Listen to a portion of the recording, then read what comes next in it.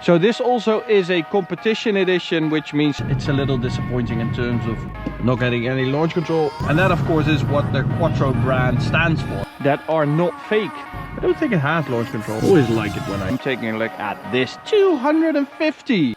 What's up ladies and gentlemen, and welcome to this POV review by Auto. My name is Martin and today I'm taking a look at this, the all new Audi A5 E Hybrid. Now this probably is the most important A5 version there is for Audi, because this is going to be very popular, I guess. It's a 2-liter TFSI combining the electric engine and the combustion engine. So there's a 300 horsepower version, or 299, and then there's this, the most powerful one, 367 horsepower. Now that's the exact number you get with an Audi S5 Avant. So today we're going to find out how it compares to the S5 and how it compares to, for instance, the BMW 330e, with which it competes, of course, and which is sort of the plug-in hybrid benchmark in this class. So this also is a competition edition, which means it's a little more sporty. You get a different sport suspension and you get these sportier wheels with a little RS logo on there. It's a 20-inch wheel, 245 section in the front, and because of the competition package we also have black details like the mirror caps and the window trim. Little spoiler at the rear. I think it's a really good looking car. I really like the design of Audi currently. And we have two big exhausts that are not fake. Two exhausts, really appreciate that. Does really look quite sporty. You get this big light bar in the rear. So let's talk about the engine.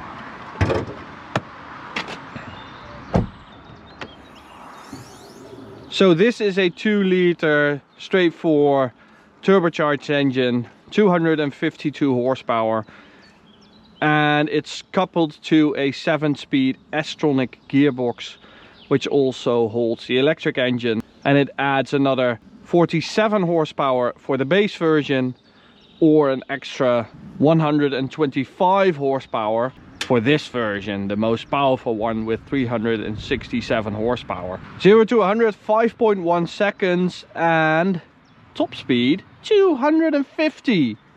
Good job Audi, we finally get sort of an Autobahn capable plug-in hybrid. I really appreciate that. So we're going to go for a quick drive. We don't have a lot of time today, but we are going to do a 0 to 100 run with RaceBox. In this case the Mini S. So let's start her up. And of course you start in hybrid mode, so it's fully electric now. And you can do over 100 kilometers with a full charge, which is quite impressive and very usable. And it's nice and quick in EV mode. That's really nice. But of course we care about the performance, since this is Auto. So we're going to turn off the speed warning thing, then press the drive select button and go for dynamic. So the problem with plug-in hybrids normally, if you drive them in a sporty fashion, you feel the weight, especially if you've driven the non-plug-in hybrid versions, and then it's a bit of a disappointment. For instance, when you drive a 330i BMW compared to the 330e, it's a little disappointing in terms of weight management.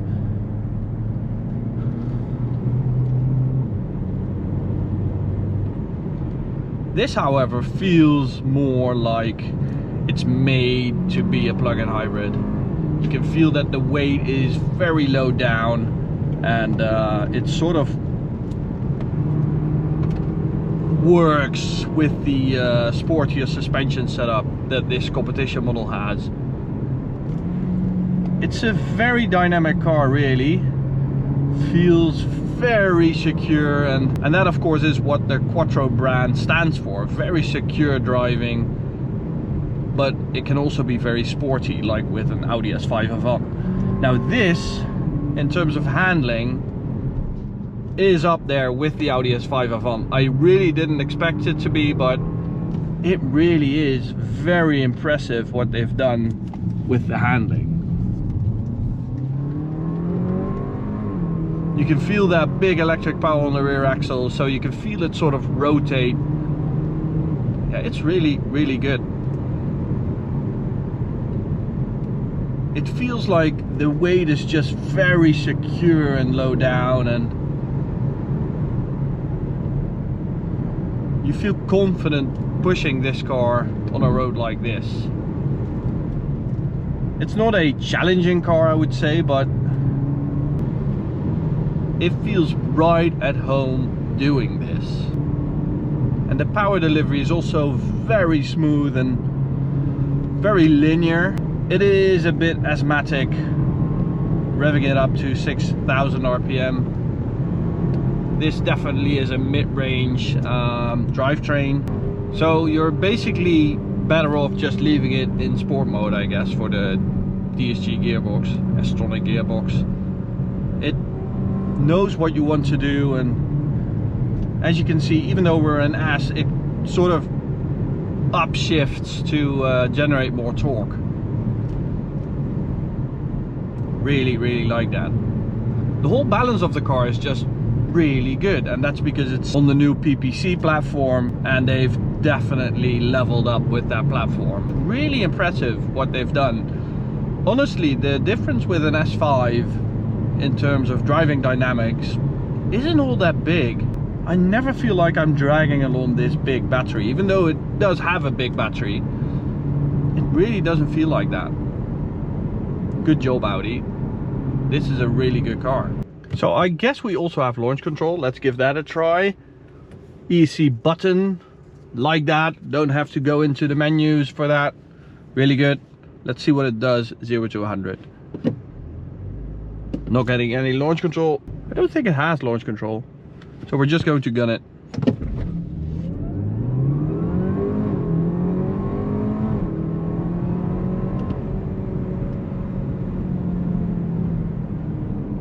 .4 seconds, 3.6. Let's give that another try, because why do we have a deviation of 0.3 of a second?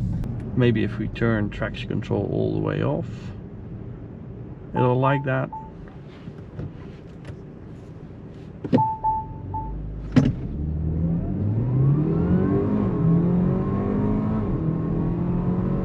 .12. Always like it when I hit the factory number. I think it would have been even faster with launch control, but the electric engine or the combustion engine now really has to pick up.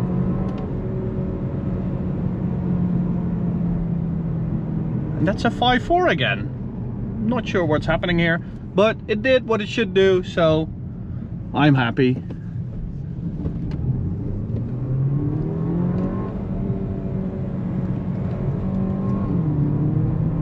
This is just like mid-corner. You normally expect these plug-in hybrids to sort of push out because of the weight, but this just doesn't.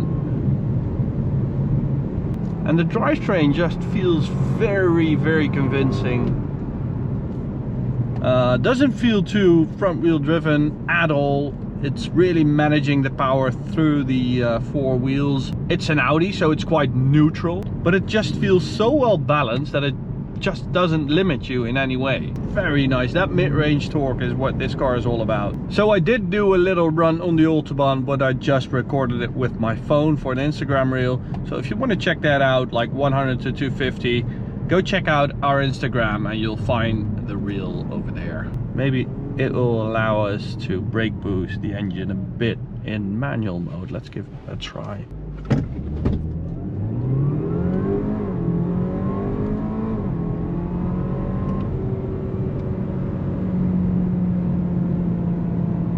So that was it, the all-new A5 e-hybrid.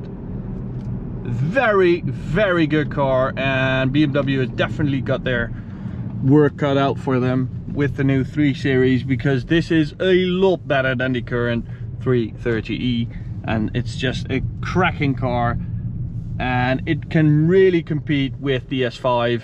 So yeah, very impressive Audi. Good job. We are going to drive it on the Autobahn later on, but for now, great first impression.